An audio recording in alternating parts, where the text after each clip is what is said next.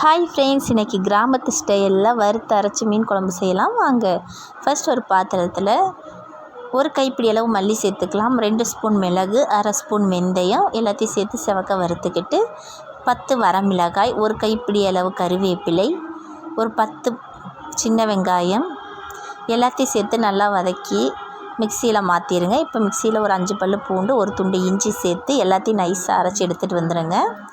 இப்போ மண் பாத்திரத்தை வச்சுட்டு தேவையான அளவு எண்ணெய் சேர்த்தலாம். எண்ணெய் நல்லா சூடானதும் கடுகு, கருவேப்பிலை, நம்ம அரைச்சி வச்சுருந்த விழுதை சேர்த்து நல்லா எண்ணெய் பிரிகிற வரைக்கும் விட்டு எடுத்துருங்க.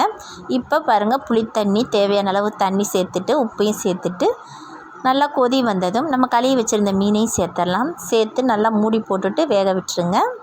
எண்ணெய் நல்லா பிரிஞ்சு மேலே வந்ததும் சுவையான கிராமத்து ஸ்டைல் வறுத்தரைச்ச மீன் குழம்பு ரெடி. இதை செஞ்சு பாருங்கள், சூப்பராக இருக்கும். இந்த வீடியோ பிடிச்சிருந்தா லைக் பண்ணுங்கள், ஷேர் பண்ணுங்கள், சப்ஸ்கிரைப் பண்ணுங்கள். தேங்க்யூ.